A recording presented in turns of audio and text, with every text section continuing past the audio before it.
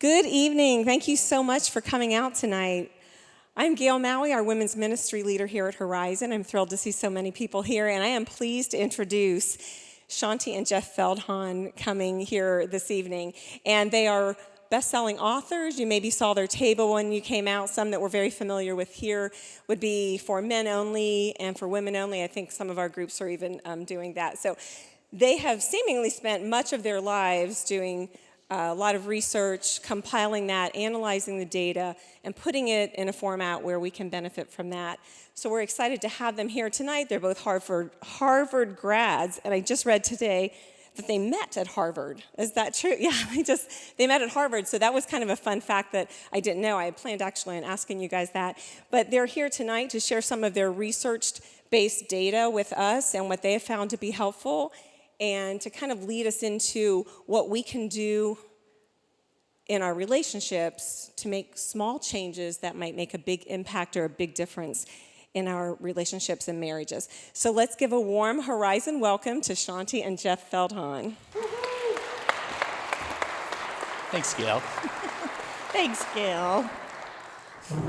Thank you all for being here. This is such a treat for us to be able to share some of the stuff that this semi-confused husband and wife learned over the years. Yeah. So about 7-8 years ago, we were speaking at a conference up in Holmes County. And there's some people who are like, woohoo. Yeah. So Shaunti this morning talked a little bit about the surprising secrets of the happiest couples in that interview with Pastor Drew. And so we were sharing the research from that in this particular conference. And, it's the little things that these happiest couples, did that was kind of different from the rest of us mere mortals. And after that conference, we were standing out in the back by the book table or wherever, and a gentleman who was probably 15, 20 years older than me at the time, he came up and he handed me a folded piece of paper, and he walked away. And on the outside of the paper, he had written, "The secret to a happy marriage." And so I unfolded it, and he had written in there this little kind of paragraph. He said, "When my wife and I were first married, we came to an agreement that she would decide all of the minor decisions that came across our family, and I would decide all the major decisions." And then he said, "After 40 years of marriage, I can honestly say we have never had a major decision." So guys, everything we're going to tell you tonight is pretty much summed up right there. No. No. So what are we going to tell them? What are we going to talk about? So what we're going to be sharing with you is the results of now 20 years of research over the years. Most of you were probably here this morning and heard the story, so I won't share the story again. But we started out very much not psychologists, not therapists. Jeff's an attorney. I started out on Wall Street. And there was this right-hand turn where we're using that experience in a completely different way to help relationships try to figure out what are those little things that matter. And so the research that we're going to be sharing, everything from this point on, is based on these 20 years and 12 nationally representative studies that we've done over the years with more than 40,000 men and women and 3,000 teenagers in order to dig out what are the things that we tend not to get about each other, sometimes what we don't tend to get about ourselves that actually matter. Now, tonight, do you want me to do the agenda real quick? You do the agenda. So tell us what we're going to do. Here's what we're going to kind of, so you guys have a feel for where we're going to be heading.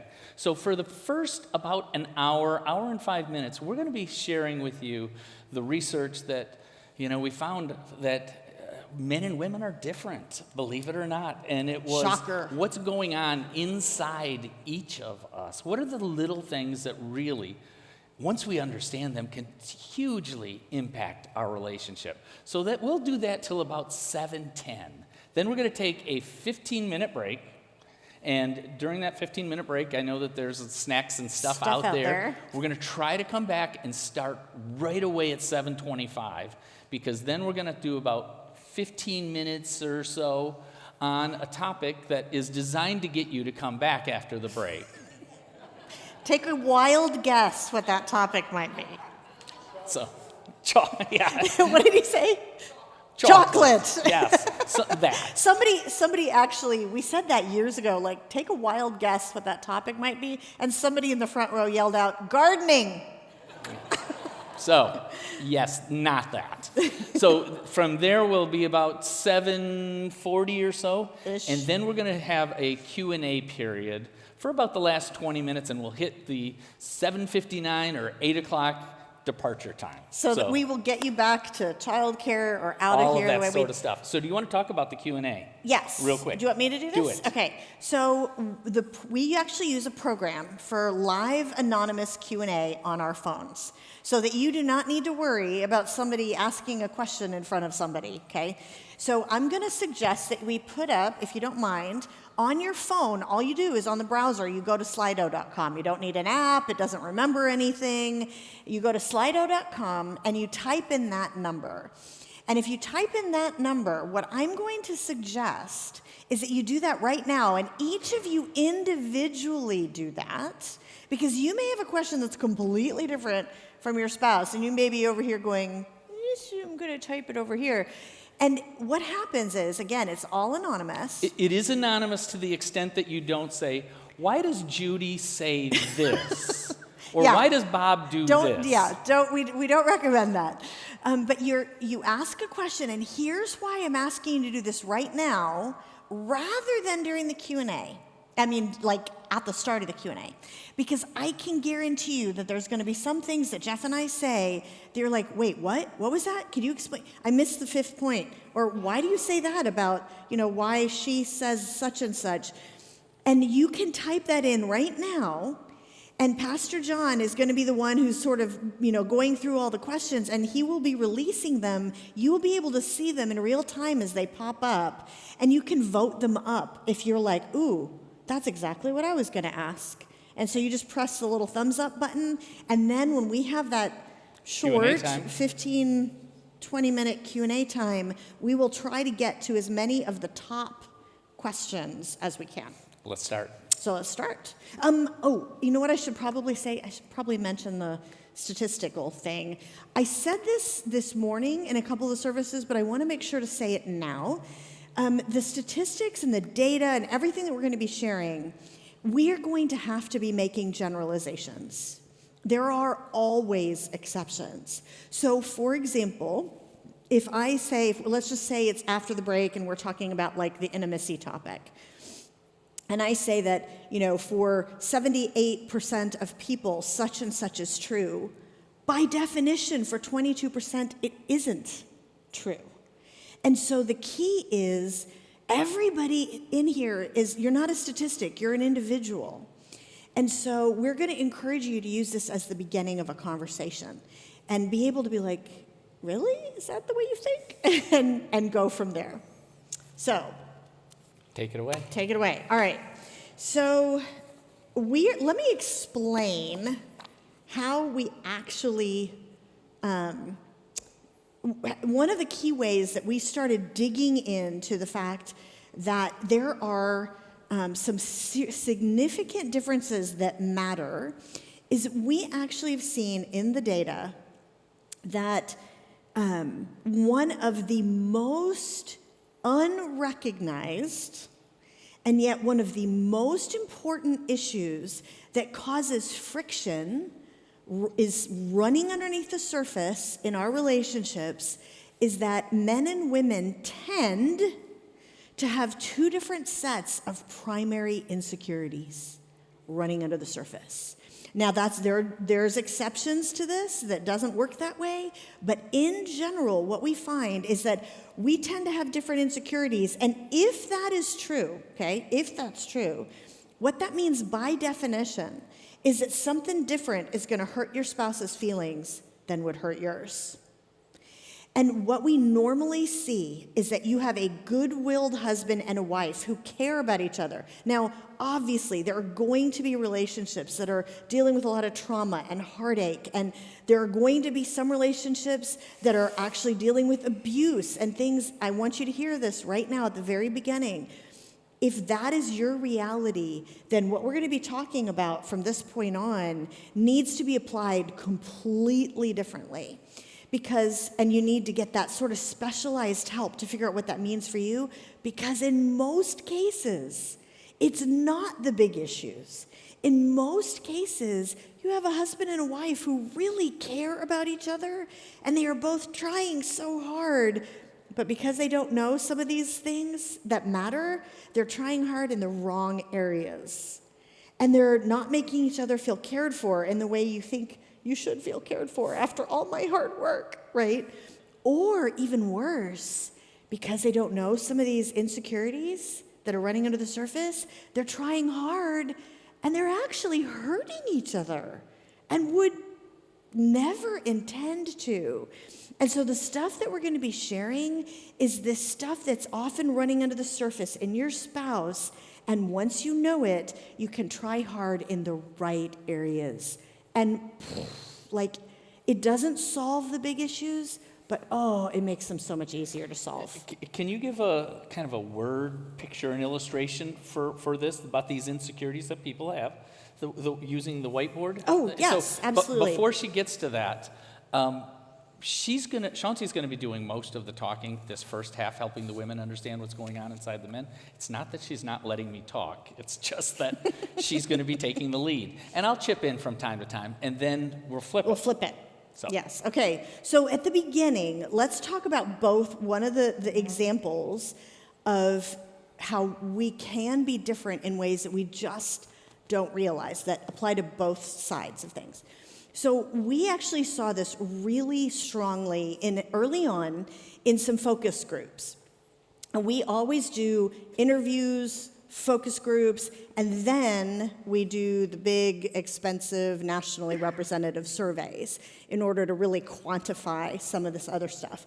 So we were in that focus group phase, and we were doing a series of focus groups. One night, we had a group of college-age young men, and the next night, we had a group of college-age young women. And we were in one of those conference rooms. You guys know those conference rooms that you have the table and then those whiteboards on the walls that have those doors that close? You know what I'm talking about? So we had a room like that with two different whiteboards. And on the first night, when the guys came in, I opened up this whiteboard on the wall. And I told the guys, I'm like, I want to do something a little bit different. I want to kind of try to chart what it feels like to be a dude. What does it feel like to be a guy?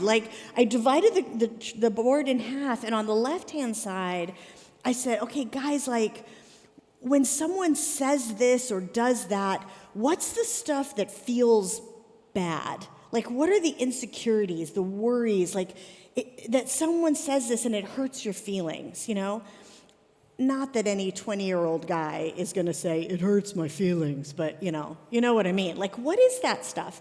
And then on the right-hand side, what is it that feels great? When someone says this or does that it lights you up. And so we spent all night on it, and they told me what to write and erase, and we got it all just perfect. And I looked at my watch and I realized, oh my gosh, we are way over time. The girls are going to be in here tomorrow night, and we don't have time to erase this whole thing, so I'm just going to close those doors. So the next night, we're in there with the college-age young women, and I opened up this whiteboard, and I explained the same thing. I'm like, okay, let's chart the fears and the needs, kind of insecurities as women. And this one young woman raises her hand and interrupts me and says, excuse me, but I really object to this language. And I said, okay. And she said, it's not our fears and our needs as women. I mean, we're all just people, right? We have the same fears. We have the same needs as people. And I said, okay, totally fine. Let's chart your fears and your needs as people. And so we spent all evening on it, and they told me what to write and erase, and we got it just perfect. And then at the end, I purposely left 5 minutes. You knew what I was going to do, right? At the end. And so I left 5 minutes, and I said at the end, the guys were in here last night. Does anybody want to see what they said? And of course, these 20-year-old women are like, yes, So I opened up the whiteboard, and then I just stood back and I watched their faces as they processed this. And their eyes were getting so big, and their heads are swiveling back and forth, because there was not one word the same. Not one. Except for, and, the, right? And so we all wonder, what was on the board? And so here's what we have quantified now over the last 20 years. And continuously, with every survey that we do, every study, it's only been more and more and more confirmed. So depending on the survey, what I'm going to tell you tends to apply to about 75 to 85% of women and about 75 to 85% of men. But there's always that exception, okay? So the key, again, is use this as a starting point for you to wherever that applies. So for what we found is that we've done the surveys from age 15 to 75. And for girls and later as women, the question in the heart, the worry, the insecurity, that doubt, you can kind of summarize it as, am I lovable? Am I special? Am I beautiful? And you can kind of encapsulate it as, am I worthy of being loved for who I am on the inside? And so that's the insecurity, that's the need, the worry. And so there's a need that comes out of that of, we kind of love to feel loved because it speaks directly to that question, right? And we love to hear when he says, I love you, for example. And it is a big surprise for a lot of women to find out that on the guy's side, feeling loved is nice, but it didn't make it on the board.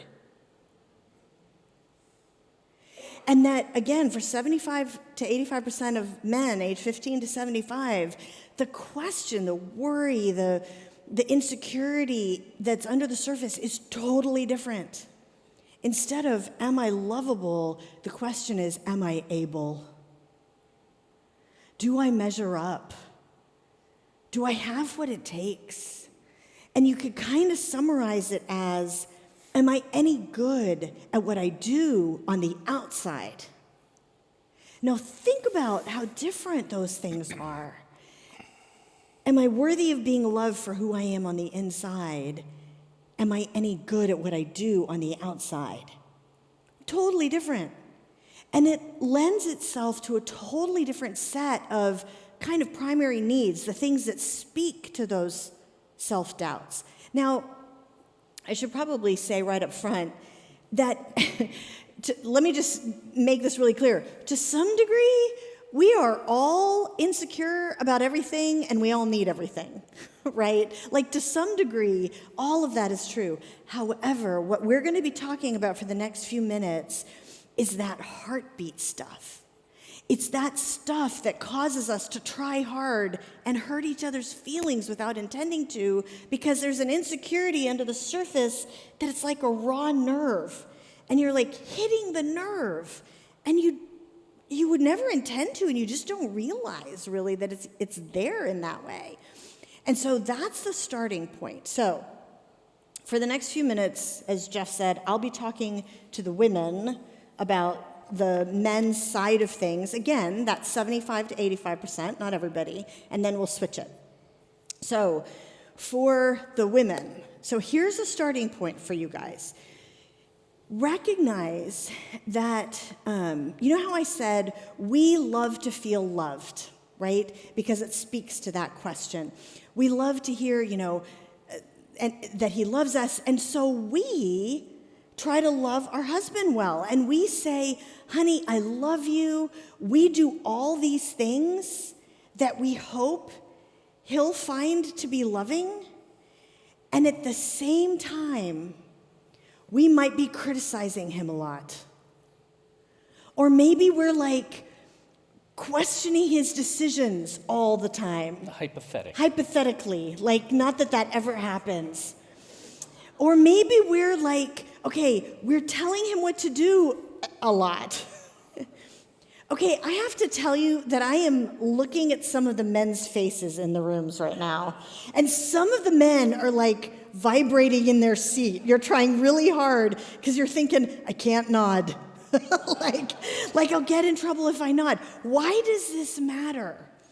It's because one of the things that we found is that on our survey, 74% of men, okay, that's 3 out of 4 men, 3 out of 4 men said, if I had to make a choice, which, by the way, nobody would want to have to make this choice. We forced the men into a sort of a false choice to choose what was the worst. The men said, if I had to make a choice, I will choose to give up feeling that my wife loves me. I will give that up if I have to. If I could just feel that she appreciates me, that she respects me, that she believes in me, that she trusts me, that she admires me. And all of those things were kind of emotionally more important to the average man, even than feeling that his wife loved him. That is a big deal difference between men and women. And it gets us as women into so much trouble because, like I was saying, we're actually pretty good at showing love. And it kind of comes out naturally. Let me just actually ask a question of the women in here. This is not a scientific poll, obviously, but just for you as a woman, how many of you feels like it kind of comes naturally to say, I love you, to your husband, to your kids? And it's not going to be 100%, but just raise your hands if that's true in general of you. So maybe 80%-ish. Of women, we say, honey, I love you. Like I said, we do these things that we hope he'll find to be loving. And yet at the same time, we might be criticizing him. We might be telling him what to do a lot. And we don't realize that when we're like, I don't know, this is a stupid example, but coming along behind your husband after he's put the dishes in the dishwasher, and we put them in the right way, right? And, okay, that applies to nobody in the room, apparently. But we do that kind of stuff, and we don't realize when we do that, what we're saying is, no, you're not able. What we're saying is, what you did on the outside, it wasn't good enough. And we would not intend to send that message. That might seem like a silly little example, but it's these silly little examples that make up our lives. Yes. And so the that's day-to-day why stuff. It's important. It's usually not the big ticket things. Yes. The huge blow up fight. It's usually not that. It's lots of these little things that just occur over and over again. Yep.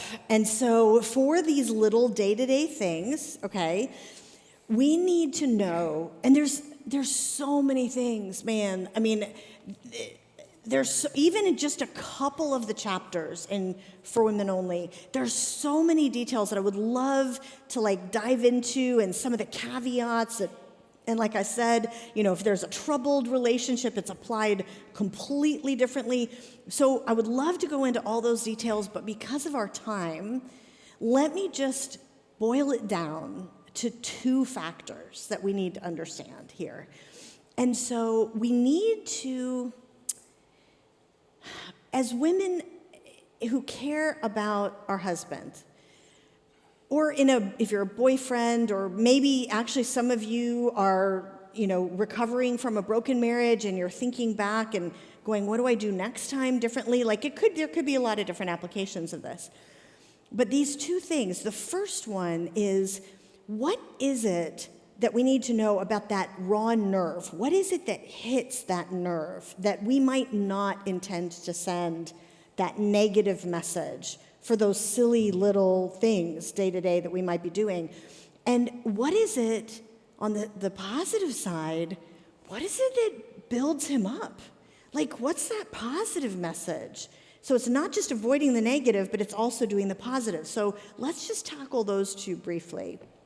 So on the, what is it that hits the nerve, the raw nerve, that insecurity, that, remember the am I any good at what I do question?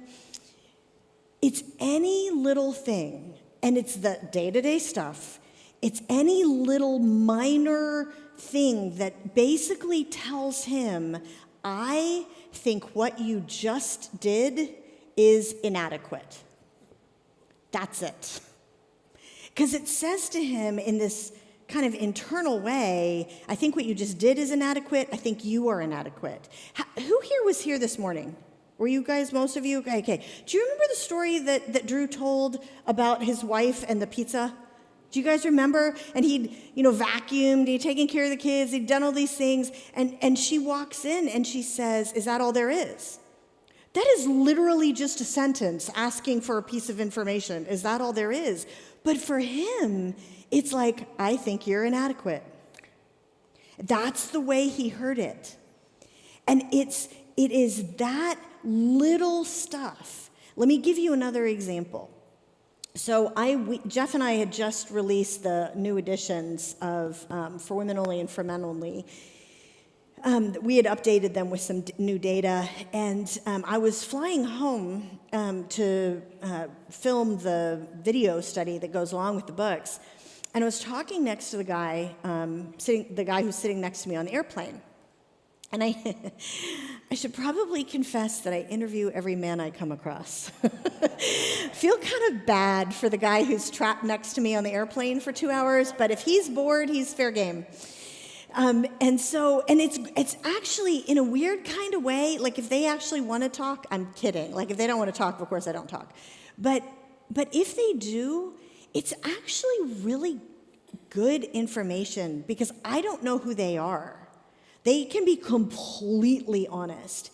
And so this one example, I was talking to this guy, and as he started talking about his relationship with his wife, his shoulders just kind of slumped, and he looked kind of defeated, I guess, just kind of downcast, and he said a phrase that I had heard from Jeff so many times before we started this research, and I had no idea what he was talking about.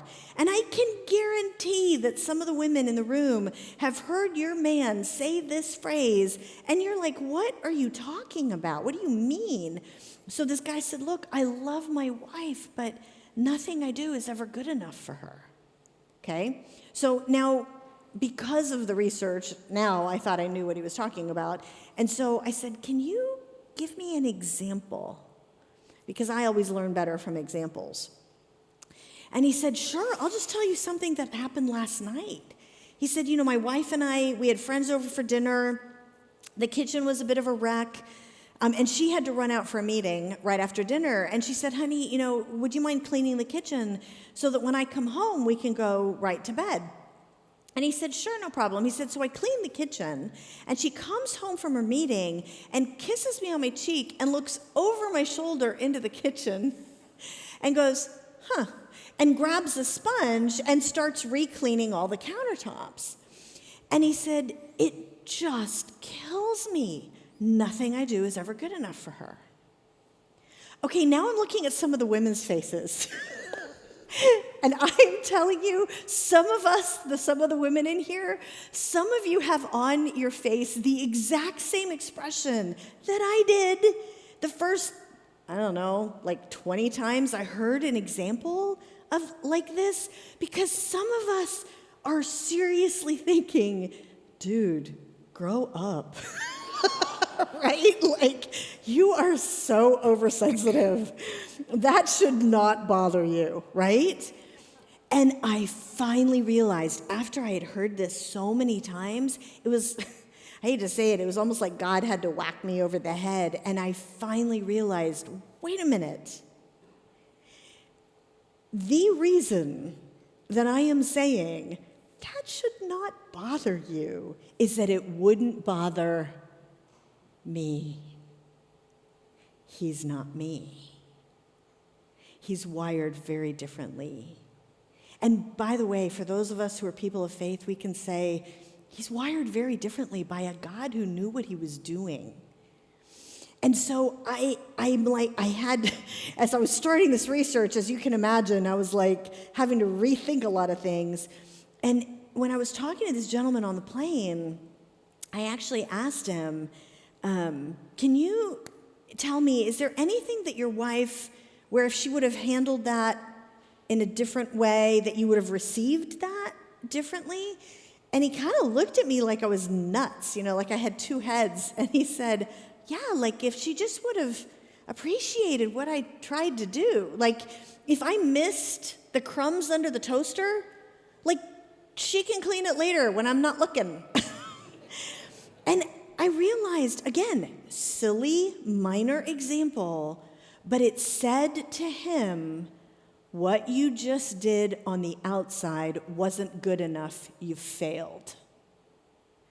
And it sent that really harsh, painful message that I am quite sure his wife would not want to have sent in terms of causing the pain. It's just, it shouldn't bother you. But the way that we are wired, if these insecurities are, if this is true, if these insecurities are running under the surface, and if they are perhaps different between men and women, in most cases, then that's the issue. It's a raw nerve for him. It wouldn't necessarily be for you. Now, again, there are going to be exceptions to this where, for example, I have women come up to me after events who say, my husband has spent the last 20 years criticizing me. I'm the one with the raw nerve, right? I'm the one who needs the appreciation. Absolutely. No, I totally get that. But just in general, keep this in mind and maybe speak to the inner man, not the outer one. And you'll see these changes. Okay, so I need to switch. So that's avoiding the negative message, the thing that hurts without your intention to. What is it that, on the positive side, what is it that you can say? What message can you deliver to him that has a positive impact on him emotionally, in the same way that I love you does on us? What? Can I jump in? Yeah, I'm scared. What? So Shaunti, she loves learning these things and then testing them out on the person who's closest for the testing, so me. So as she was hearing these things from men about how important it was to feel like their wife appreciated them and respected them, all of that sort of stuff, I noticed for about a 2-week span there, she would come up to me at random points throughout our day, and she'd say, so, Jeff, I want you to know, I so respect you. Seriously. Okay, it's good to know. And this went on for about 2 weeks until finally I had to go, babe, I got to call a time out here. I know where you're going with this, and I do appreciate it. And I know you're trying to, signal this, what's important to me. But those words aren't it. I don't know the words that will signal that, but those aren't the ones. Those don't do it. So she then began a quest for the next several years. Yes. To figure out what words would work. I'm like, doggone it, I am going to figure this out. And it took about 6 years in different studies, but actually the study that we were talking about in church this morning of the happiest couples, we finally found it. And I've been trying to get the word out there for a few years now, ladies, so you might have heard this. But can anybody guess what it is? It's a small phrase. Guys, you're not allowed to say. It's the women in the room. I want to hear you. It's a small phrase you can tell your husband. Throw it out there. Come on. Somebody said it right up front. Thank you. That's what it is. Okay. Somebody at an event recently, when I asked people to guess, someone yelled out, "Let's have sex!" Which does work also. But that wasn't the one that came out on the survey. No, seriously. Ladies, it's thank you is his equivalent of I love you. And it's thank you for these little, again, the little day-to-day things often. Like literally, thank you for noticing that the light bulbs were out in the hallway and changing them. That was driving me nuts. Or thank you for always putting gas in my car. Or thank you so much when I was on that Zoom meeting and I could not hear because the kids were running around taking them out into the yard and playing with them. You're such a good dad. Like these thank you, the thank you statement, here's what it does. It's like, okay, the equivalent, you know, when he says, I love you to you, how it doesn't just say one thing to you, it says multiple things, and that's one of the reasons why it's kind of powerful, because it's speaking to that question of, am I lovable? It doesn't just say, yeah, you're lovable, I have affection for you. It doesn't just say that, it says even more. When he says, I love you, it's like he's saying, you're mine. I'm so glad I married you. I would choose you all over again. Like all of that is wrapped up in that statement. Well, thank you is kind of the same way for him. Because the first thing it says is, I noticed what you did on the outside, right? I noticed it in the first place, and it was good. And I appreciate it. And it's like, it's hitting a guy in all of these ways that he's longing to hear. And it's just, it is so powerful. So you should share the story about the Wisconsin woman. Can you? Yeah, okay. So I had literally just figured this out. We had just finished the surveys, and we hadn't finished the book or anything, so it wasn't published anywhere, but I was so excited that I was speaking at this large women's event in Wisconsin, a couple thousand women in this big auditorium, and as I was explaining this thank you thing, I was so excited. This woman who is sitting kind of front and center, kind of where you are, as I'm talking, she pops up and she marches out the door. And I know that sometimes some of the things can be hard to hear. They can, somebody can hear it wrong, or it can be a little offensive, and it's like, bummer. Well, she comes up to me in the lobby at the book table in one of the breaks, and her eyes were so red. It turns out she hadn't been offended, she'd been convicted. And she said, I realize I never say thank you to my husband. And she said, I think it, but I realize I just don't say it. Like she said, this very morning, so that morning, on the way to the women's event, she said, I passed my husband and he was up on a ladder in the living room putting up a new light fixture. And she was like, it was this really complicated job and he was sweating and he'd been up there for a couple of hours and it was probably a 5 curse word job, one of those, And so she said, it didn't even occur to me to say thank you. I just waved at him and said, bye, honey, and left for the women's conference. And she said, so I ran out into the lobby and I texted him. And I said, honey, thank you so much for putting up that light fixture. When I left this morning, I didn't say that. And you know how much I've been wanting that to be fixed. I really appreciate you. Can't wait to see you later. Okay, so press send. She comes up to me a few minutes later, and she shows me the text string back from her husband. And it says, who are you and what have you done with my wife? And she's like, I think I need to work on this. And I said, we all need to work on this. Because, ladies, here's the issue. How many of us put our hands up when we said it comes naturally to say, I love you? That's good. It's not like that's bad. That's good. But it turns out what our husbands are longing to hear is, good job. Thank you. I really appreciate all you do for us. I see the stuff you did, and it's good. And so we kind of have to just practice it, because we're thinking it. We just don't always say it. And most women, for the most part, if they don't say it, or if they do that correction type thing, like, why did you do this? Or Yeah, they're not wanting to signal that they don't trust or believe in their husband. They're just, like the one woman said, I'm just trying to help. I had one woman who comes up to me after an event and said, they're going to put on my tombstone, she was just trying to help. But that's the thing. I'm just trying to help. If I am re-cleaning the kitchen, I'm just trying to help. If I'm asking you, why didn't you put the kids in their coats when it was so cold? I'm asking for information.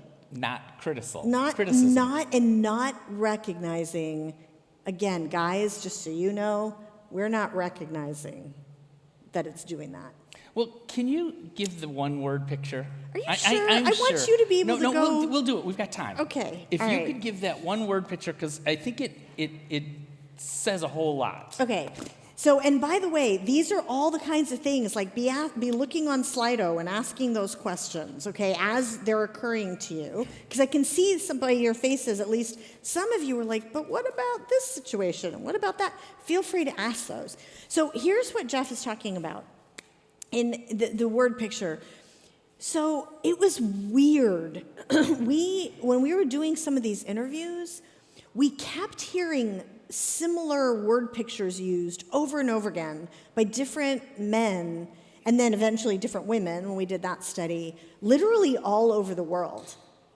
And so here's one of the word pictures that really helps explain it. And this one guy, he said, here's what it's like emotionally inside to be a guy. He said, you know when we were all little in like kindergarten and first grade, and we would like have craft class, and we would like make an ashtray in craft class, you know? Okay, for anybody who's under 40, we actually made ashtrays in craft class, because people who are in their 30s are looking at me like, what? Like, seriously, because we loved our parents. We loved our parents. we make them an ashtray. So today it's a pencil pot or something, I don't know. But we would make ashtrays. And this guy said, it's like when we made those ashtrays, we had no idea what we were doing. Like the paint was all runny and it was all misshapen and it was wonky on one side. But he said, as I'm carrying that ashtray home to the most important woman in my life, my heart is beating so wildly, and I am getting ready to hold up for inspection this thing that I've done to the most important woman in my life, everything in me just hoping she's going to take it and say, oh, great job, buddy. I'm so proud of you. This is awesome. As opposed to, it's all wonky on one side. And the guy said, and this is what we heard so often from these men is, you know, sometimes we're just those little boys inside. And we really are kind of longing for the most important woman in our life to look at this thing that we've tried to do and say it's good. And we can, if you're interested, during the Q&A, we can get into, but what if it's not good? Like, there's all sorts of nuances there, but I just want to leave you with, like, the key emotional factor of recognize that you are speaking every day. You are speaking to the inner guy, not the big, strong, confident-looking outer one. So, anyway, we need to switch it over, because all the women are like, okay. Our turn. Yeah, so let's switch it over. The other side of the coin. For us guys, it doesn't seem like it's much of a surprise to hear that our wives need to feel loved, that we love them. Yeah. What is the surprise, though, is how easy it is for her to not feel that we love them. Remember the whiteboard? The question that's inside? Am I lovable? Am I beautiful? Am I special for who I am on the inside? That question, when it gets triggered, it kind of moves from the subconscious, where it's kind of always hanging out there, because it's to not the like front. It's not like it's not always an everyday there. question that's always there at the front part of our brain. And now some of you might say, well, we're married and we have a good relationship, and that's great. And even in good relationships, great relationships, this still occurs.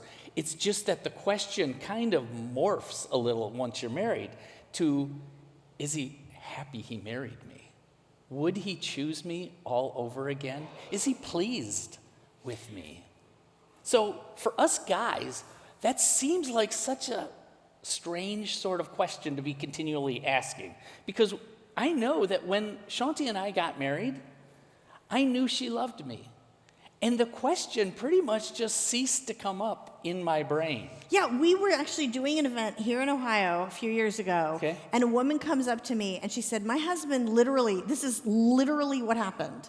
The day we got married, my husband came up to me and said, just so you know, I'm telling you now, I love you. If anything changes, I'll let you know. Like literally, I thought that was a bad joke. And this woman said her husband actually did. But the reason is that's kind of how The way we you feel unless there's about us. something going on in the You relationship. just assume, We assume that it. we love you. Yeah. Exactly.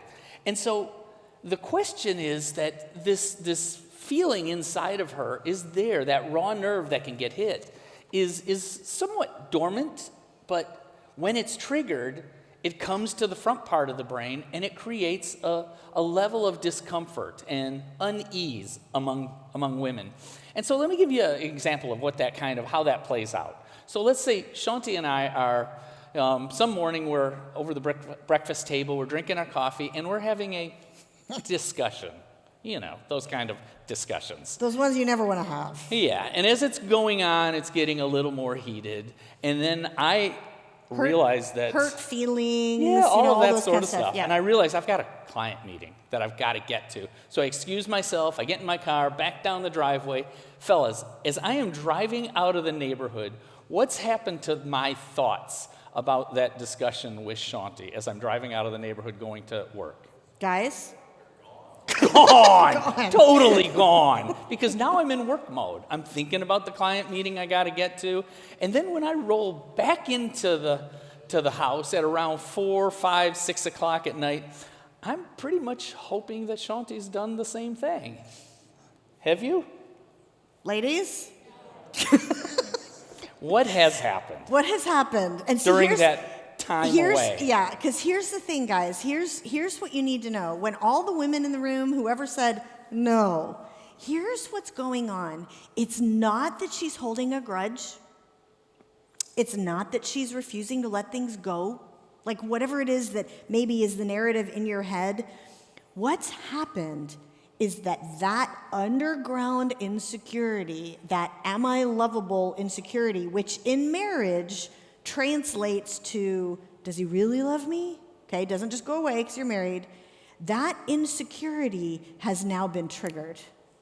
And it's risen up. And it's moved to the front part of her brain. And it's kind of roiling in her gut. And it feels like this kind of, are we okay?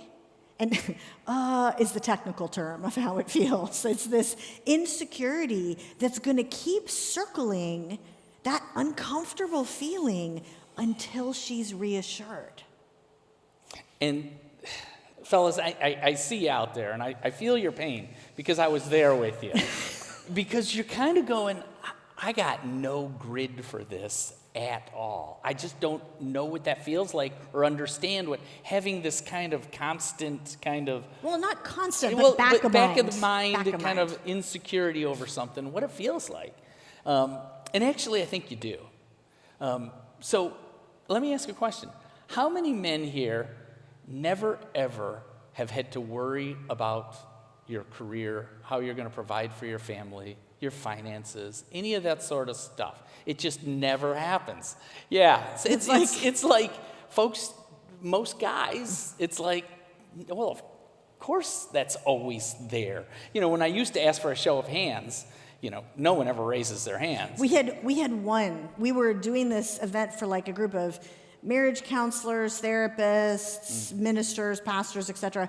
And he said, how many of you feel, it was like 1,000 people in this big room, and how many of you feel like you're never going to have to worry about how you provide for your family, whatever? And this one hand, for the first time ever, like shot up from the front row, and everybody went, huh, and it was a Catholic priest. So outside of that small little niche, for the rest of us guys, that thought is there. And one of the reasons it's there, as one guy described, he said, because my goodness, of course it's always there. He said, the economy could go south. Our company could lose some of its biggest accounts. Or if I'm honest with myself, I could be 3 or 4 mistakes away from getting fired.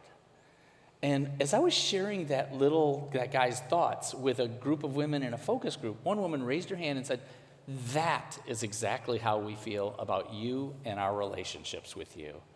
Because we feel that we could be 3 or 4 of these arguments away from our relationship taking a real negative turn.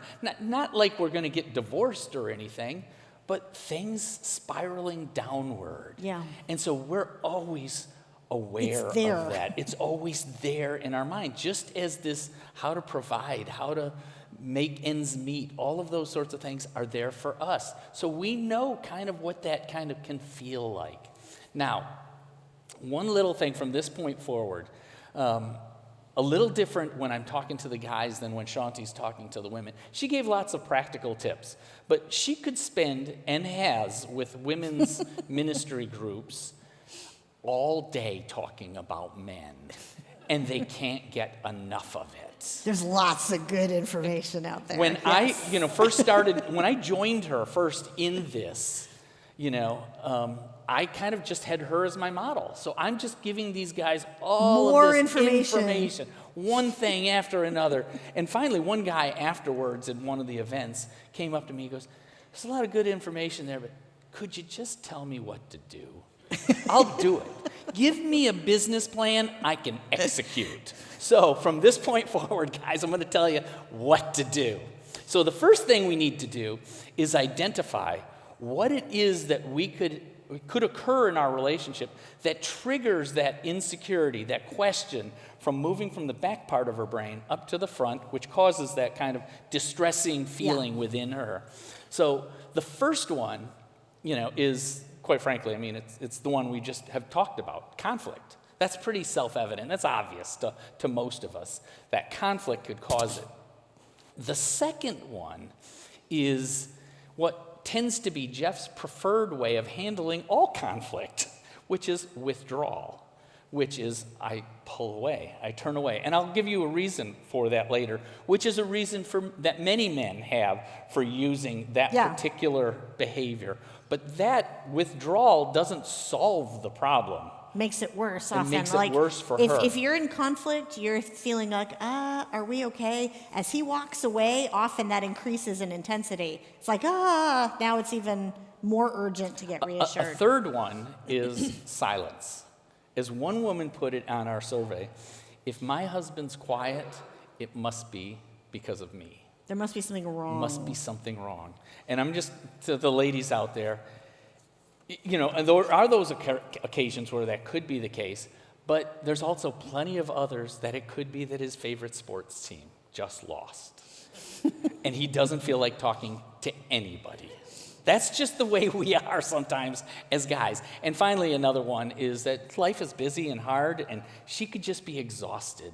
And when you're exhausted and tired and emotionally spent, you're more susceptible for these feelings to kind of rise up. So both of us are. We both are. Both sides. Yeah. So I'm going to give you two ways to counteract all of this.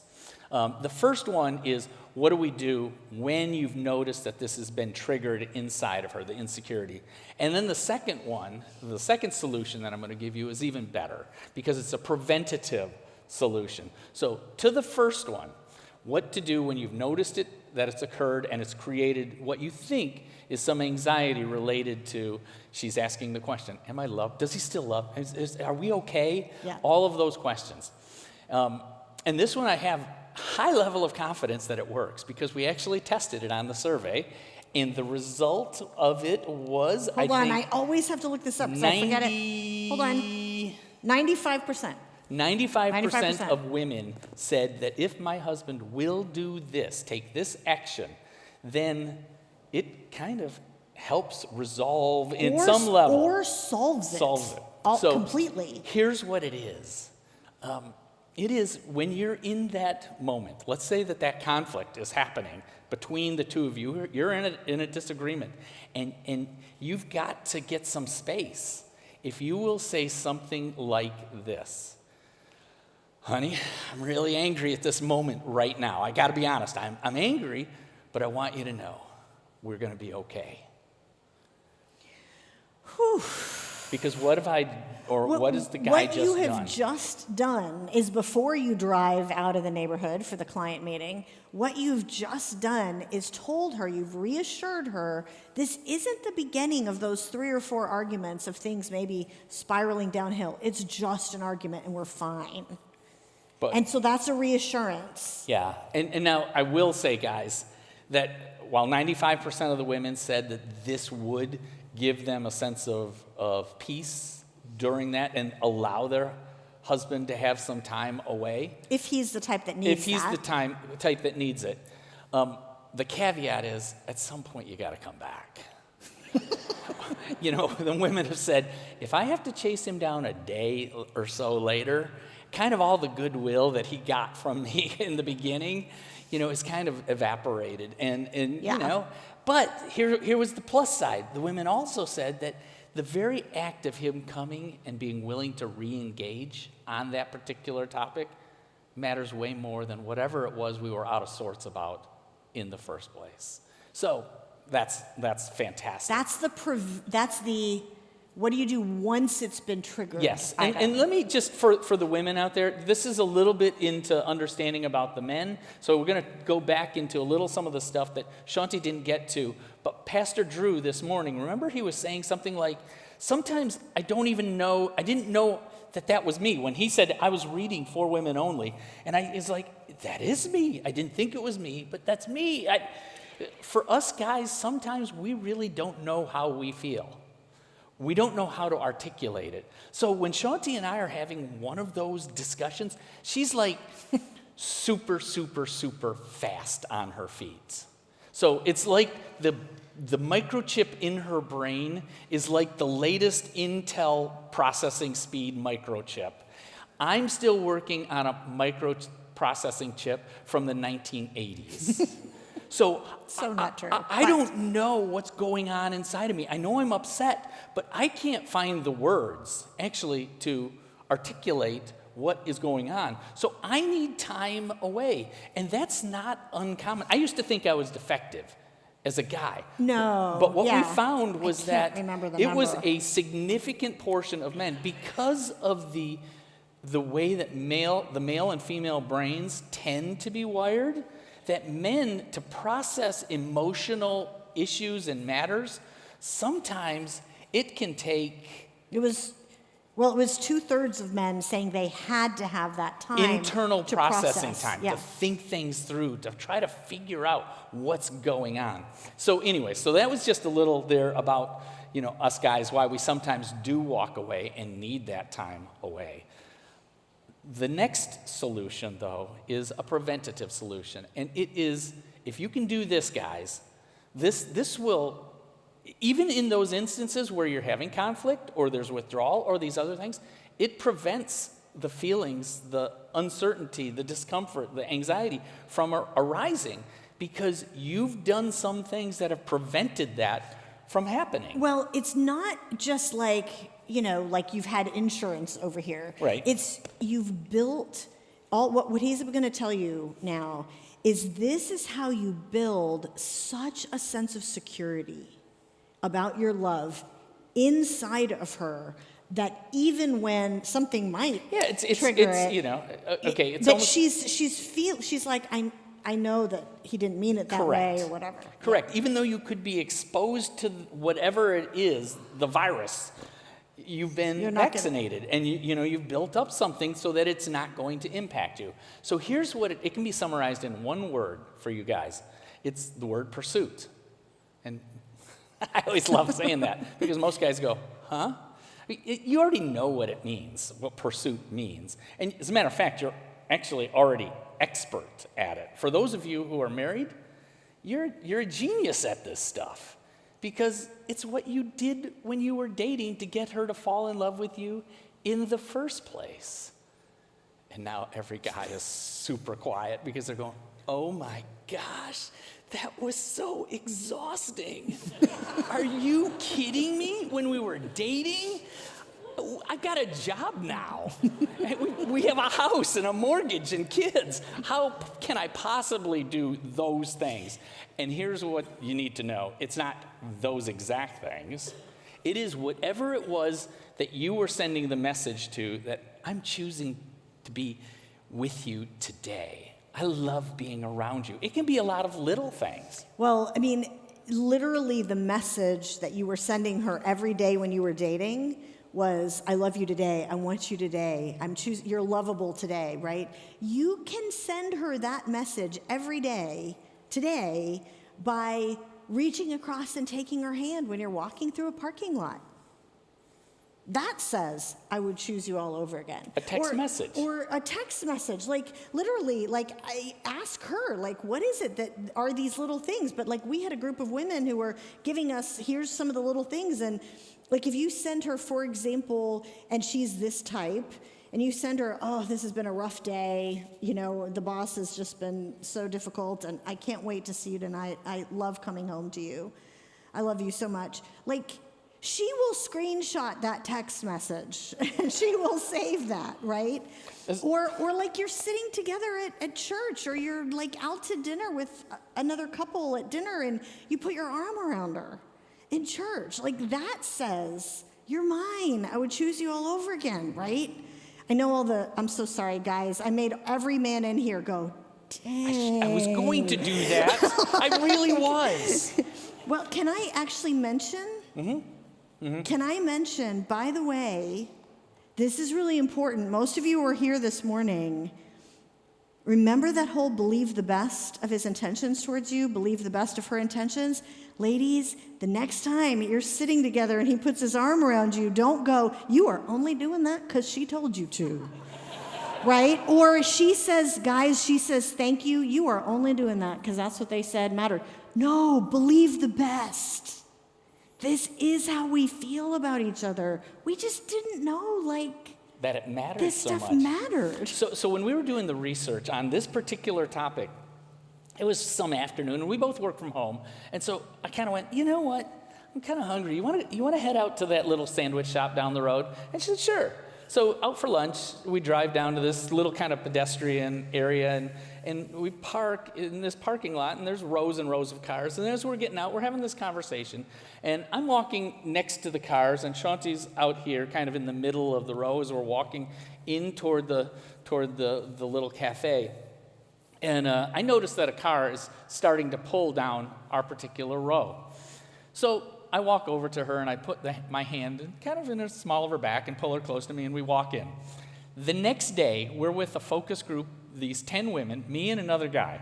We're with these 10 women, and Shaunti's trying to go, what are some of these little things that guys could do that send this message? Very simple things. And she said, well, just yesterday, Jeff and I were walking through a parking lot to go into a cafe for lunch. And he came over to me, and he put his hand in the small of my back, and he pulled me close to him, and we walked into the restaurant. And all the women in the focus group went, yeah. Guys, I didn't ask your wives to come in here and prep them to do that. That's exactly what they did. I looked at this other guy, and we went, are you kidding me? Really? Just that? And because here's what was happening in my brain the day before. As we're out there, I'm going, she doesn't see that car. It's going to hit her. She's still talking.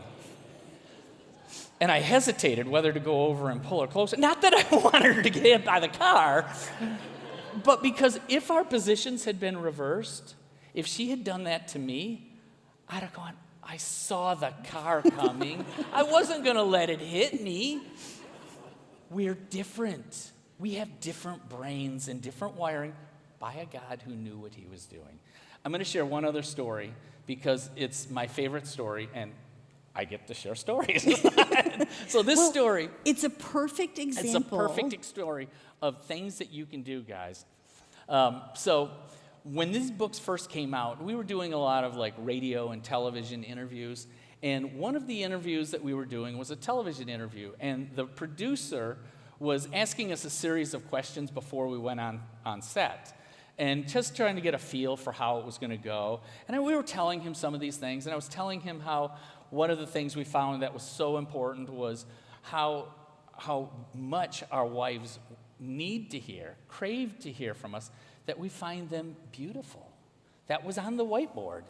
And yet, so many of us guys feel like, I don't know how to say that, and it feels artificial, and kind of at times. Even if you feel that way. Even if you feel that Yeah. way, of course you feel that way. We find our wives, we find you guys beautiful. And so he said, that reminds me of a story. He says, when my wife and I, had been married maybe about 5 years. I was a local television producer, local station producer, not a whole lot of money. And we had 3 small kids. We were tired all the time, but we had committed to one another that at least once every 2 weeks, we would do a date night together.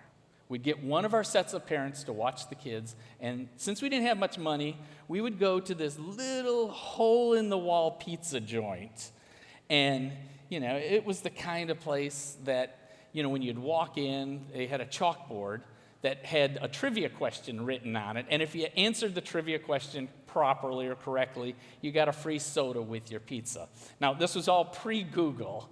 So he said, we walk in here this one night, trivia questions up there, and it's a sports question. And I tell you, Jeff, I know nothing about sports, but this particular question, I knew that I knew. I just couldn't remember it. So what was the question? The question was, famous Notre Dame football coach who coached the Gipper. So he said, I knew that. I just couldn't remember what the guy's name was. So we order our pizza. We sit down. My wife's talking to me, and, she's talking, and I'm thinking. I'm pulling that memory up from the deepest recesses of my memory. And she's talking, and I'm nodding. Our pizza comes, and I'm still working it. And finally, it hits me. And before I know what's happening, I blurt this name out. And I go, Newt Rockne.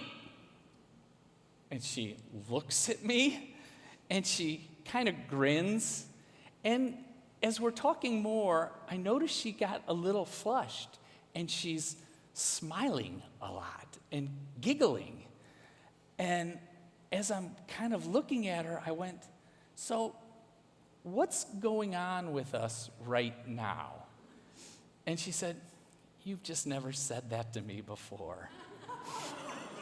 And I went, right. What exactly have I never said to you before? And she said, you rock me. And I went, yes, yes. And then he said, 6 or 7 months later, when I came clean to her, we had a great laugh. And now whenever I want to tell her how beautiful she is, I simply say, Newt rocked me.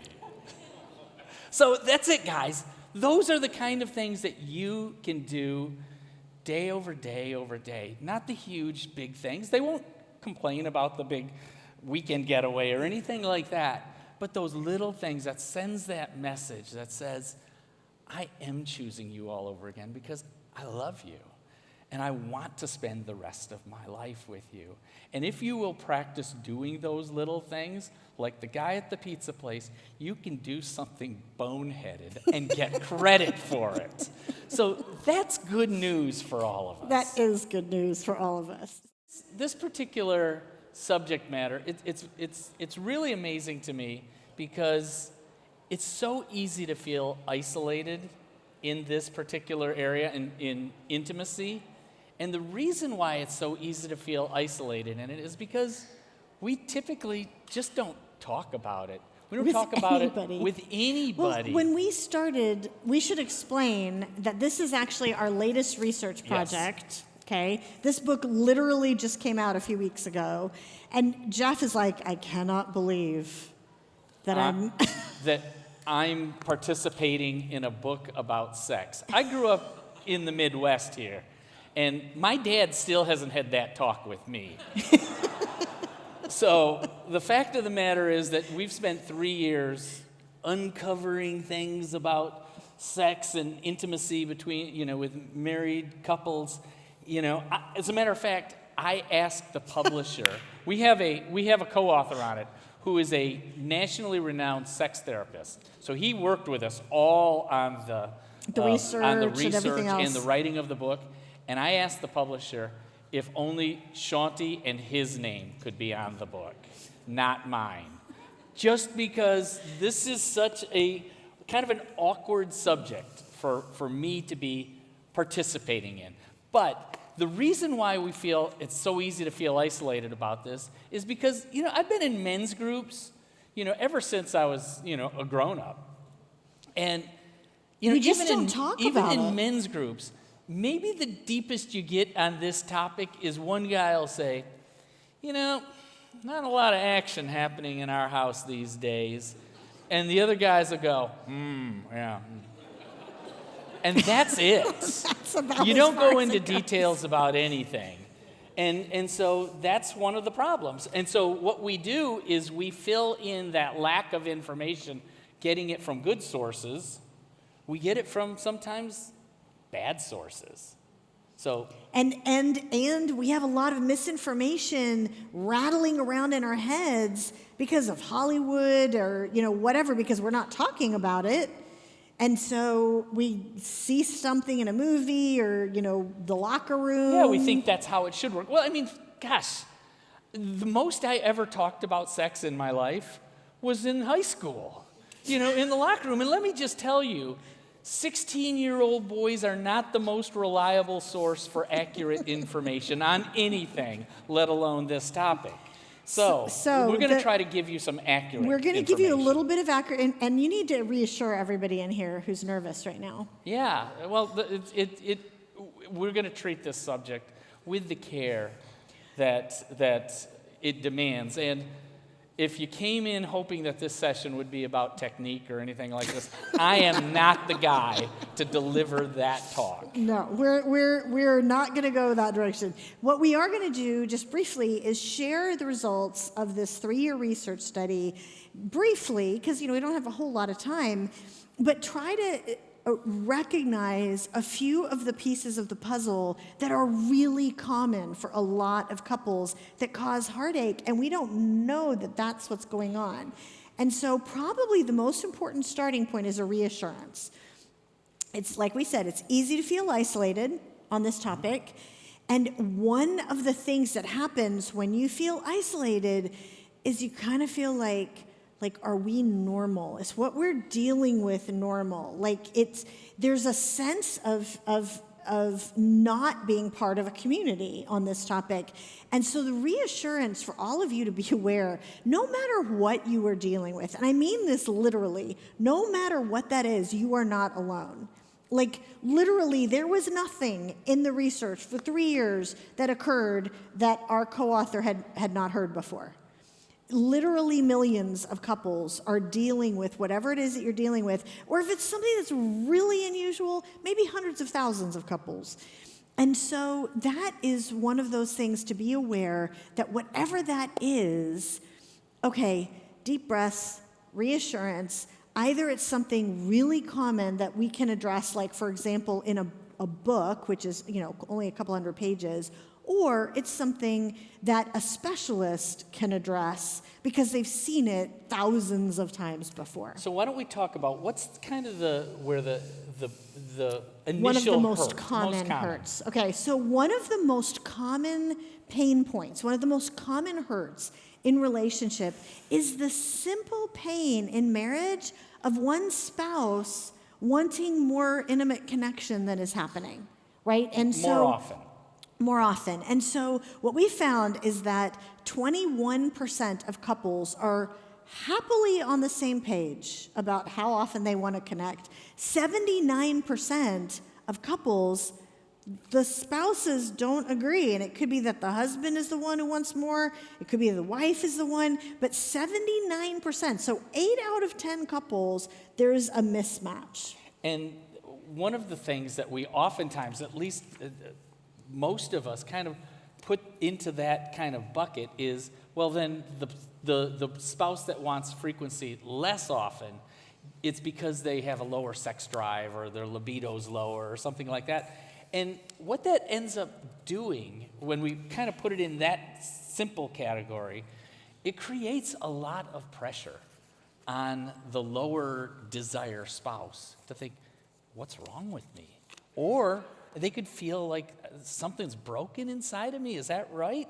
Or their spouse could think something's broken. Yeah. Or they could think that their spouse is too engaged in that area.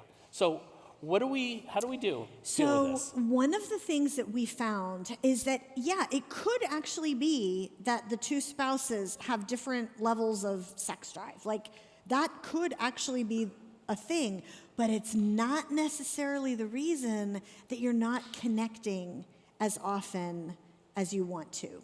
And here is one of the other major reasons why that happens. It turns out we have some myths and misunderstandings in our brains about how sex and desire actually work. Excuse me. Sorry, I really didn't want to cough in your ear. Turn off the microphone. It turns out we have some ideas about how sex and desire work that turns out to be more from like the movies or like books that you've read than from actually the way our physiology is wired.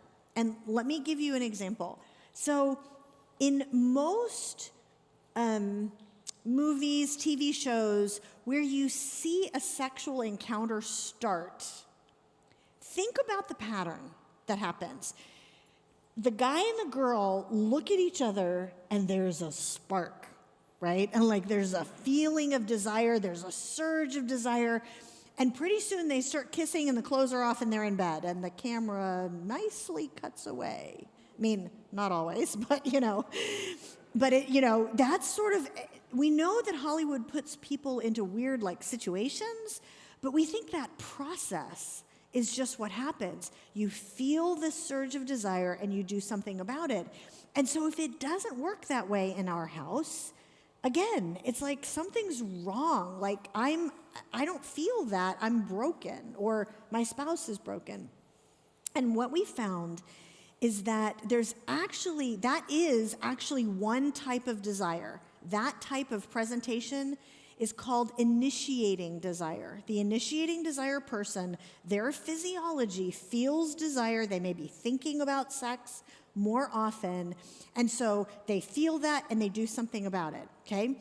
But there is a second type of desire called receptive desire. And someone with receptive desire, their physiology, this was one of the things that we learned in this study that just like made me, I had no idea, is that the person with receptive desire, their physiology works almost in the reverse order. The person with receptive desire in general doesn't feel that sense of desire, doesn't feel that urge, right? They're often not thinking about it at all. And they have to decide to get engaged with their spouse. They have to decide to get engaged sexually. And as they do, as their physiology starts getting stimulated, now assuming that this is positive, and again, remember, we're talking about good-willed relationships, right? It's safe. But as this is going, and assuming that they view that positively, and they start getting stimulated, then that sense of desire kicks in that maybe their spouse felt 10 minutes ago. And so there's two primary types of desire, not one. And so understanding that, we may actually have two different types of desire is incredibly important for overcoming that frequency gap to some degree or another. It's not necessarily always going to be a total connection. But what we found statistically is that in most marriages, actually both partners want more intimate connection than is actually happening. And so if that's the case, then what's keeping us from that? And this is one of the big ones, because the person with receptive desire has to be approached differently. Yeah. And it's not, the person with initiating desire is going, why do I always have to be the one who's starting the ball rolling?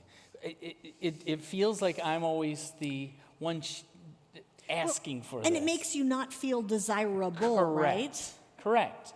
And instead, sometimes the initiating spouse will say, or because of cultural things, will think, I don't want to pressure, I don't want to Like it pursue, stereotypically, if it's the husband. Yeah, so therefore I'm not going to take, even though I'm feeling that way, I'm not going to make any sort of advance or move.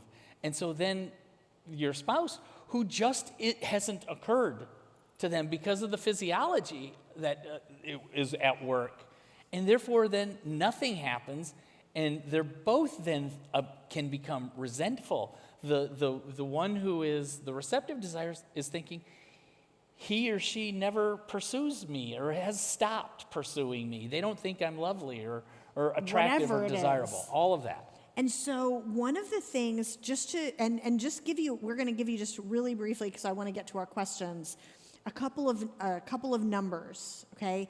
So just as an example, you know what? We should explain the third one briefly, okay? Because it doesn't add up to 100, those two. You're going to be like, what?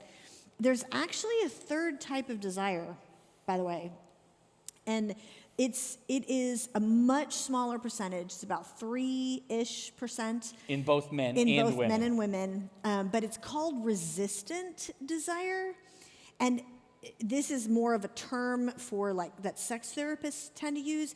This is not someone who's just not interested, because the not interested often is what receptive desire feels like. Like you're just not thinking about it.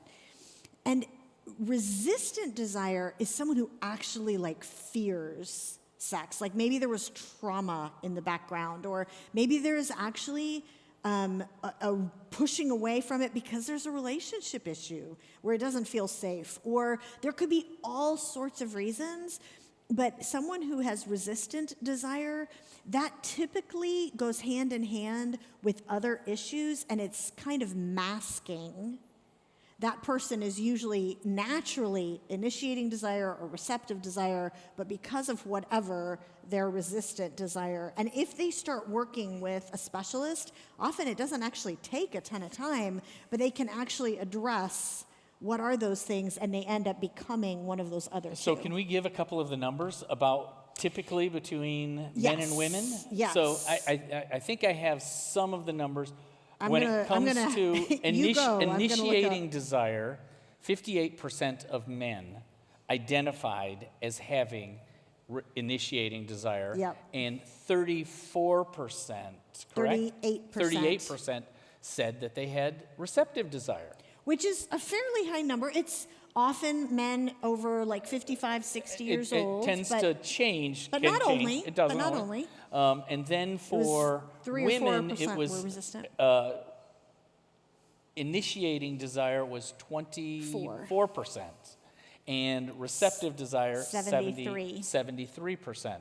So you can see from the numbers. So now let's think of that scene that Shaunti painted from the Hollywood movie, where we tend to think that that's kind of what we've heard or watched in society. We think that's the ideal. And that type. is, if you think about it, what they're portraying is that both the guy and the girl have initiating desire. That's what's being portrayed. Okay? That's why they look at each other, the surge of Desire, and they do something about and it. they do something. So the percentage of the population that have that, Both the husband and the wife, and this is our nationally representative survey, both the husband and the wife have initiating desire, 10%. 90% have another pattern. And so it is so important, and the biggest pattern by far is that one person has initiating, one person has receptive. And I think it was about 25% where both people have receptive desire. And so the key is, okay, what does this mean for us? And this, again, we could go on about this all night, but I want to get to questions. Yeah. But the key for you to realize is there's certain, what do you do about it, certain strategies that, for example, if one person is initiating, one person is receptive, the person who's receptive needs, for example, anticipation time. Needs to know what you've got on your menu for the evening before you get to the bedroom, right? And because they're just not thinking about it. That's not, I'm going to warn them before we get there. That's not what we're saying. It does. No. It doesn't feel particularly romantic. No. It truly is anticipation time. Okay. Right? Like it's literally this person's brain just isn't going to be thinking about it. I wish that was different. I wish I was, like, wasn't the thing you once told me, like, I feel like if I was enough of a stud, you wouldn't be tired. Right? Like, So I think some guy told me some to guy ask told you me that. some interview somewhere. But that's like, you understandably, that's what you wish was the Right. feeling. Right. But if that is not their physiology, work with it rather than wishing it was different. And that anticipation time can literally be like some flirty comment, let's just say that the husband has receptive desire and the wife has initiating desire. I think that was 12% of couples, okay? So the wife is the one who has initiating desire. The husband's like out in the backyard putting together, a tool shed or, whatever. And so she makes some little comment. She's like, well, I can help you here if you'll help me later. Okay? And like some joke, right? Like just to wake the other person's brain up to what you'd hope to happen later. So that's if you have an initiating receptive. If you have a receptive pattern, what do? You're like, You just look at each sit other. around and stare at each other? Like, I don't know, right? And so one strategy, for example, is to schedule intimacy. Like, it doesn't sound really romantic, but put a calendar entry in your phone or something, a reminder notice to. I mean, there's plenty of couples that when we talked to some during the interviews, we did all of our interviews on this anonymously because, me asking people questions in airports would get me arrested on this topic. And so we did it over Zoom with their camera blacked out and a fake name, like Farm Boy and Buttercup, or whatever the couple chose. But one of the things that we heard from where couples were both receptive was scheduling. I mean, it could literally be like, okay, the kids are at Bible study on Wednesday nights. So no matter what, we know we always have that night or whatever it is so that it's a strategy that works for you. What we found is that the couples miss this part of their life. Yes. It's important to both. It is.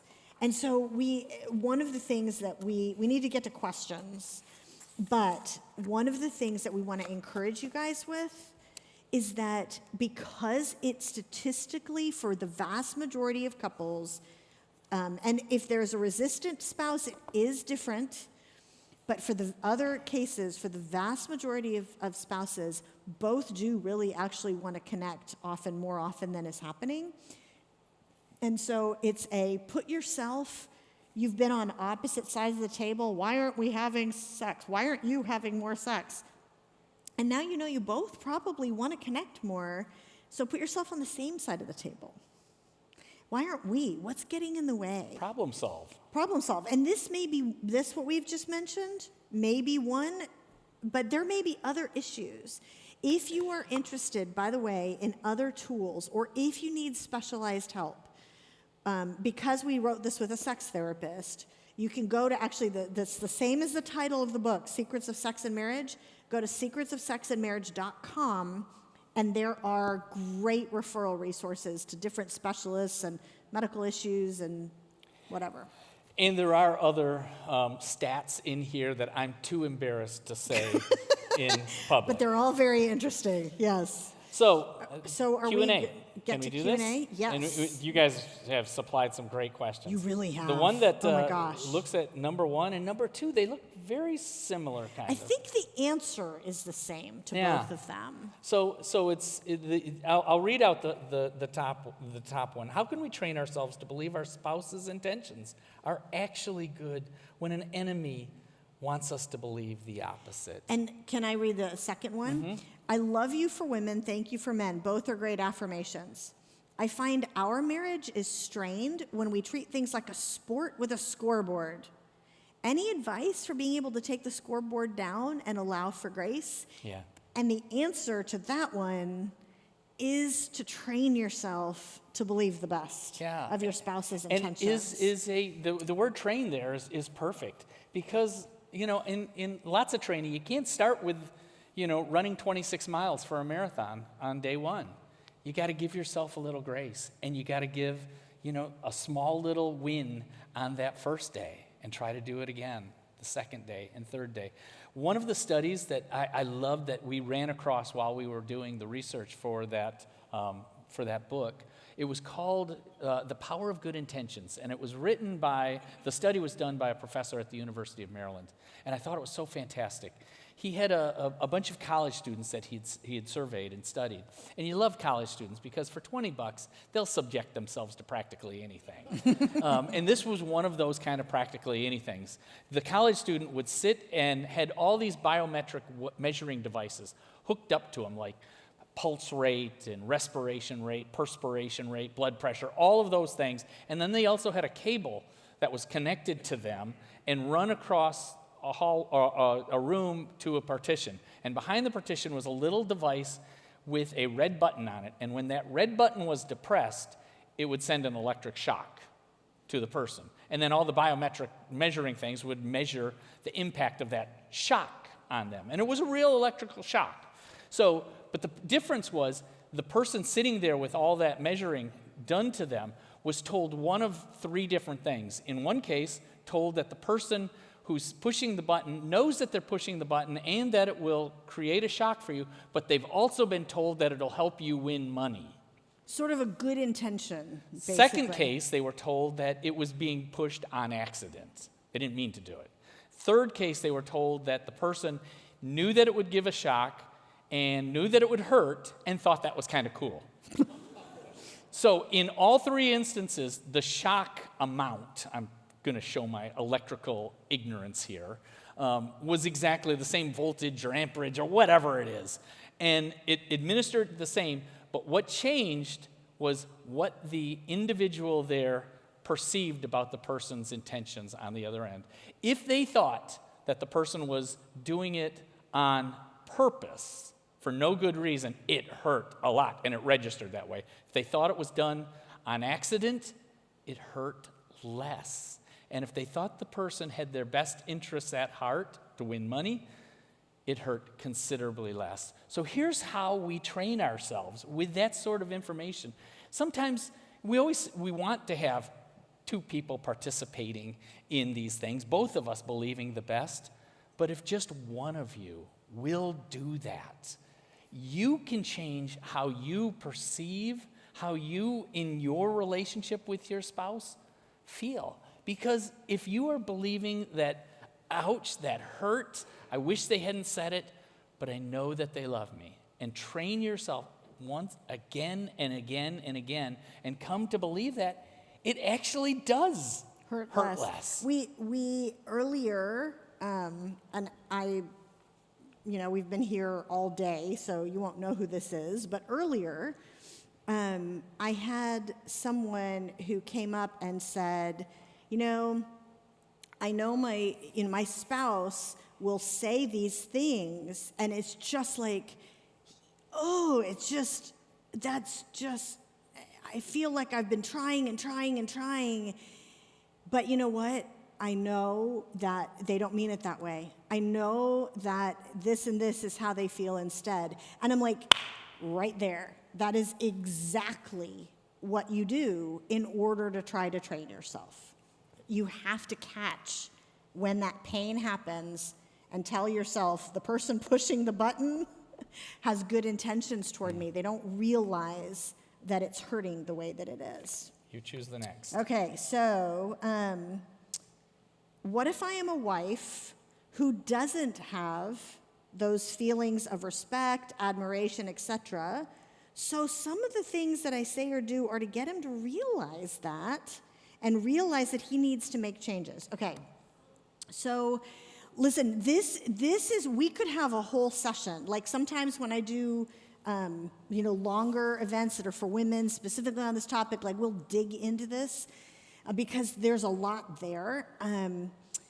Let me just give you a big picture that in most cases, not all, so I don't know your individual situation, but in most cases, what's happening is that as you're pushing on him, and you're like, this needs to change, this needs to change, this needs to change, and you're hitting that raw nerve, even though it's for a good reason, I mean, I'm assuming it's for a good reason, that these are necessary things, what's happening is that in him, and this is statistically extremely common for men, he's going, ow, ow, ow, I'm just going to back off and shut down and stop trying.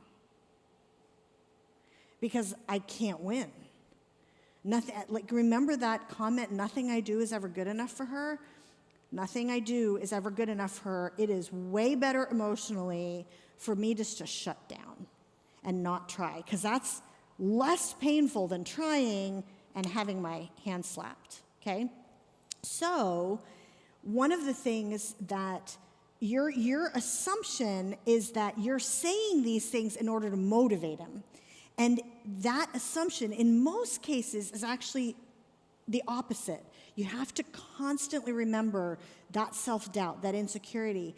And so instead, what often motivates a husband in that situation is actually the wins, is actually, oh, thank you, that was so good. You know, even though there may have been something over here that wasn't. Like, focus on those things that were good, that you can legitimately say thank you for. And don't feel like you're, I don't know, spoiling him or, whatever. Because those things give him the motivation to try and to try harder. Well, and I mean, this is most again, cases. in most cases, and again, we don't know the particulars of this one. But I will tell you, just to the women out there, Shaunti, we joke about how she used to say, I so respect you. She has learned to say thank you, but every now and again, she has learned also that some things that she will say some other phrases. One is, she'll sometimes, if I've done something that, I was uncertain about or whatever, wherever, and she says, wants to recognize for me that was a good thing, she'll say, you're a good man, Charlie Brown. And I'll tell you what, that hits me somewhere inside that I will run through a wall for her. She's saying something about me that I want to live up to. And for some of us guys, we want to hit that mark of how you believe in us. Mm-hmm. And if I'm hearing you say, that was great, thank you for doing that, I want to do it again, because I want to hear that again. So, well, there's also another piece of this that I should probably mention. I thought I said this earlier, but I don't think I did. So you don't have those feelings. If you don't sometimes have those feelings of respect or admiration or trust, okay, sometimes neuroscientifically, and I've literally talked to neuroscientists about this, and this, how I said earlier, it makes my brain hurt, certain things. Talking to a neuroscientist can make your brain hurt because it's so complicated.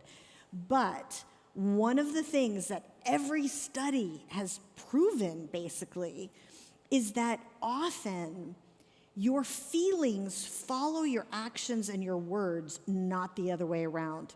And so you don't necessarily feel this admiration for him, but you're going to look for things that are kind of excellent and lovely and worthy of praise, to use sort of a biblical term, right, from Philippians 4.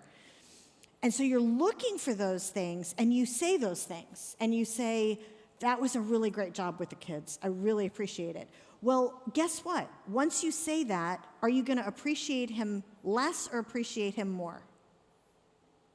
You've just said something that's appreciative. Your brain is going to make a neural pathway, and you'll start, oh, wow, there's that next thing that's really good that you might not have noticed. And so you say that again, and then you start noticing all these other really good things, and suddenly those feelings, that feeling of respect and appreciation, actually starts to improve. And so that's the other piece of this, is that the way God has wired us is that, yes, there could be those real issues out there, those real concerns. I'm not minimizing that at all. But usually there's good stuff too. So my husband and I both work full-time. How can I get him to contribute equally to housework without feeling like I'm constantly asking him to do things? I don't want to come off like I'm nagging him. Oh, did we already? No. I'm noticing that 8 people, liked that one, and I'm thinking, guessing those are all women. Maybe. So what do you think? Well, can we be honest about our situation? Are you okay with that? Does it make me look good? Go ahead. Okay, so I am going to confess that in our, how there's always 80-20%, in our relationship, I'm the messy one. I'm the one that doesn't see the stuff that needs to be done around the house. This guy I married, he is a total neat, when I first met him, his hangers were half an inch apart on his shelf. I'm like, ah! And so he is the one who will be we've both